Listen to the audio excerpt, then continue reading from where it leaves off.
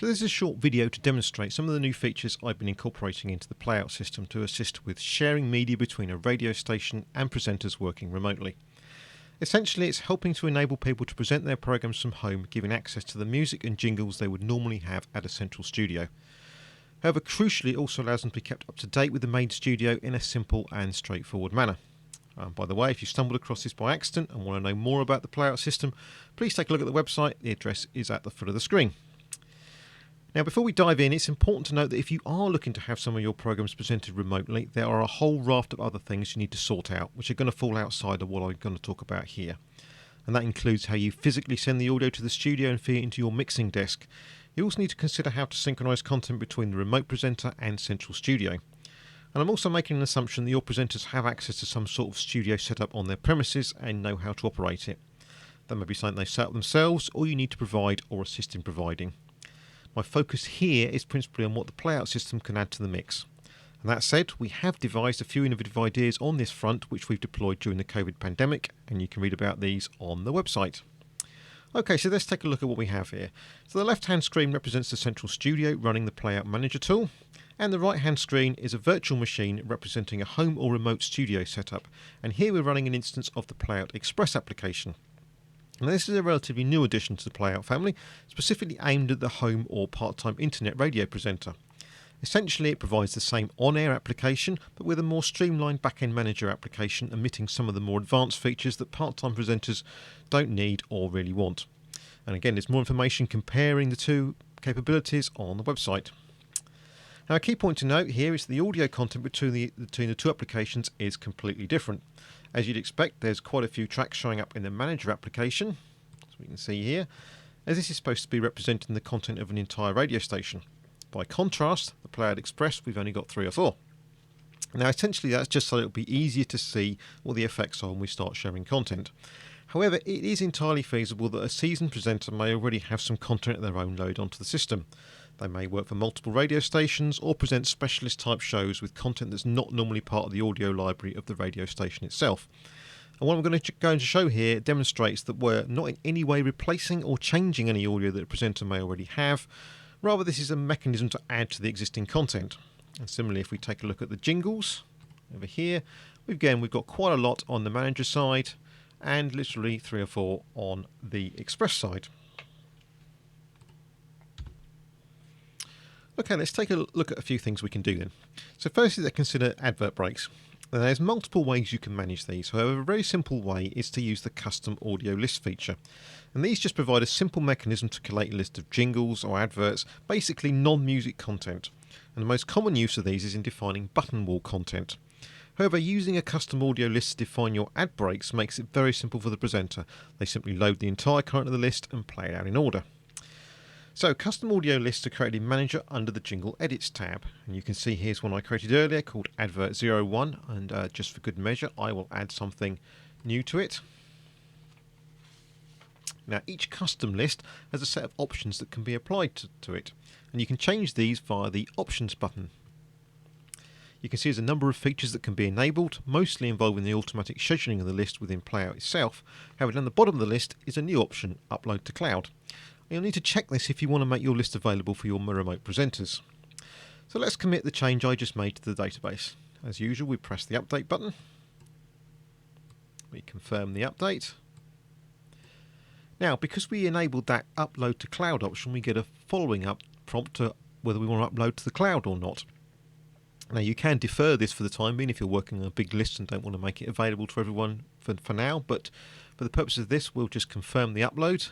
Click yes, and we'll get a series of dialogues coming up as the data is packaged up and uploaded to the cloud. Now, because we're uploading a relatively small amount of content, those dialogues flew past quite quickly. So, confirm that. And that's essentially all there is to it from the radio station's point of view. Once you've checked that Upload to Cloud option for the list, every time you make the changes, they'll be automatically loaded for your remote presenters to use them. So let's now move across to our remote presenter. Now, the way this works is before presenting his or her show, they first run up the Playout Express tool, and then they go to the Tools menu and click Synchronize with Cloud. And this presents a new dialog with a list of packages. And these represent the collections of audio that the radio station has made available. If we look down the list, we can see the Advert 01 package I uploaded just now.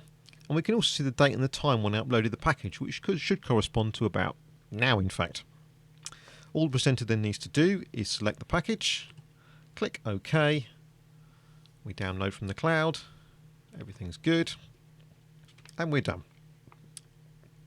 And let's take a look at what this has done. So hopefully it should be immediately obvious that we've now got additional content in our jingles and adverts section. And if we delve into the custom list panel underneath it, you can see we've got our advert 01 with a list of content that now mirrors exactly what we have back at the central studio. And for good measure, we can bring up Playout itself, do a quick refresh. Here's our advert 01. We can just load something into the player and start it going. Whatever that may be. Okay. So let's go back to the Express tool for a moment and redo that synchronize. Now you can see here the Advert 01 package is no longer in the list, and that's because we've already downloaded it, so we're fully up to date with the latest version made available from the studio. Let's go back to the central studio for a minute. Now let's say we want to update that ad break list. So here I'm just going to take off that item I added a minute ago. I'm going to click the update button, confirm the change, upload it to the cloud. Again, we're done on that side. Now, next time the presenter on the remote side comes in, does his synchronize, you can see we've now got our Advert 01 package come back, indicating we've got an updated package to download. And once again, we can select that, confirm,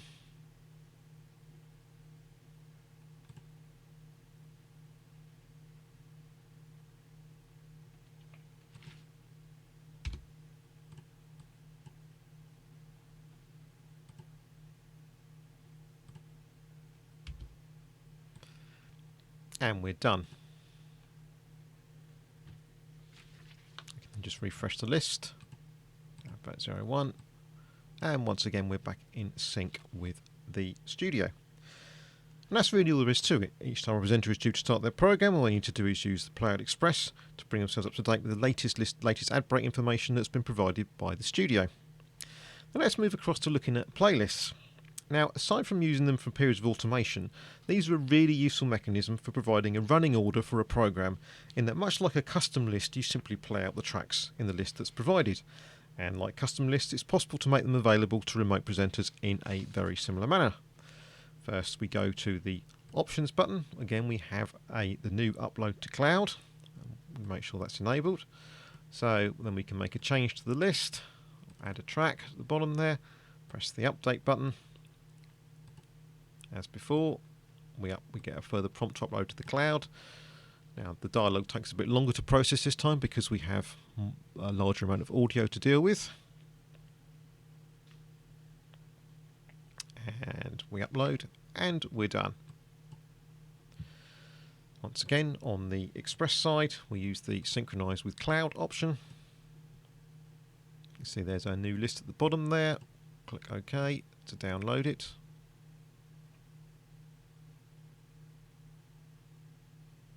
All done. And you can see we've now got some additional audio content in our main music list.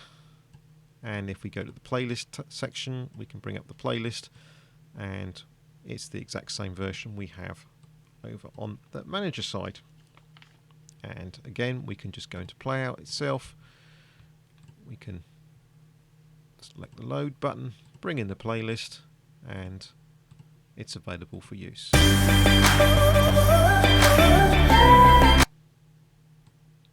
Job done. Now, it's also possible to upload specific audio items rather than a pre-existing list. This could be useful for uploading a package of station jingles for remote presenters to use, or there may be some new music releases you want all your presenters to start using in their programs. I won't go into any details on this because it's essentially the same process as I've already demonstrated. And looking ahead, one of the next additions I'm thinking about is to allow entire database content of the radio station to be made available to the remote presenters. Audio content would then be downloaded on demand, a bit like using something like Spotify. So thanks for watching, and again, for more information, please visit our website.